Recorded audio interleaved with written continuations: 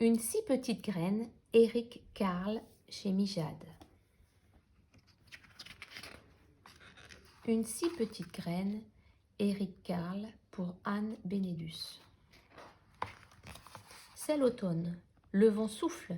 Il soulève les graines de fleurs au-dessus du sol et les emporte. Parmi elles, il y en a une qui est toute petite, minuscule. Est-ce qu'elle parviendra à suivre les autres? Et d'ailleurs, où vont-elles toutes ces graines? Une graine vole plus haut que les autres. Elle monte plus haut, si haut qu'elle se brûle aux rayons du soleil. Mais la toute petite graine est toujours du voyage. Une graine atterrit au sommet d'une montagne couverte de glace. Là-haut, la glace ne fond jamais. Elle ne pourra pas s'enraciner. Et les autres graines poursuivent leur chemin. Mais la plus petite est un peu à la traîne. Les graines traversent l'océan. Une graine tombe à l'eau et coule. Emportée par le vent, les autres continuent. Mais la plus petite ne vole pas aussi haut qu'elle. Une graine se pose au milieu du désert. Il fait chaud et sec. Elle ne pourra pas pousser. La toute petite graine vole presque au ras du sol maintenant, mais le vent continue à l'entraîner. Soudain, le vent cesse de souffler et les graines tombent doucement sur le sol. Un oiseau arrive et picore une graine, mais pas la toute petite. Elle est tellement petite qu'il ne la voit même pas. Pendant l'hiver, les graines se reposent de leur long voyage. La neige les recouvre d'une couverture blanche. Dans le sol vit aussi une souris. Comme elle a faim, elle grignote une graine pour son repas. Elle ne remarque pas la toute petite graine qui dort tranquillement. Puis le printemps arrive, les graines gonflent, s'arrondissent et enfin elles s'ouvrent. À partir de ce moment-là, ce ne sont plus des graines, ce sont des plantes. D'abord, elles plongent leurs racines dans le sol, puis leur tige sort de terre. Leurs feuilles se déplient et elles commencent à grandir.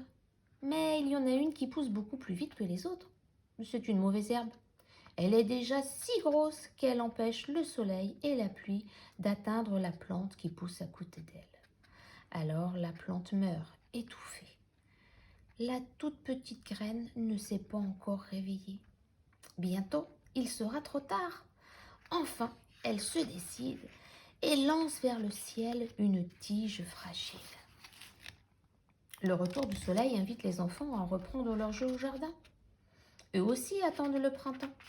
Un enfant se met à courir. Il n'a pas vu les jeunes plantes. Et oh, il en a cassé une. Celle-là ne grandira plus. La petite plante, née de la toute petite graine, pousse à toute allure. Mais sa voisine pousse encore plus vite. Elle a déjà 7 feuilles. Bientôt, un bouton se forme, puis une fleur. Mais qu'est-ce qui se passe? D'abord, il y a un bruit de pas. Puis une ombre s'étend sur les 2 plantes. Une main s'avance et brise la tige de la fleur. Un garçon l'accueillit pour son ami. L'été est là. Il ne reste plus qu'une plante, celle qui est sortie de la toute petite graine. Le soleil la réchauffe, la pluie la rafraîchit. Elle se couvre de feuilles, elle pousse encore et encore comme si elle ne devait jamais s'arrêter. Bientôt, elle domine les gens, les arbres et les maisons. Au sommet de sa tige, une fleur s'ouvre si grande qu'on vient de partout pour l'admirer. Tout au long de l'été, oiseaux, abeilles et papillons s'empressent autour d'elle. Ils n'ont jamais rien vu d'aussi beau que la fleur géante. Puis l'automne revient. Les jours raccourcissent, les soirées fraîchissent. Et le vent soufflant arrache les feuilles jaunes et rouges. Des pétales se détachent de la fleur et se mêlent au balai tourbillonnant des feuilles. Le vent souffle plus fort. La fleur, qui a perdu presque tous ses pétales, se courbe et penche sur sa tige. Le vent souffle encore plus fort. Il secoue la fleur encore et encore.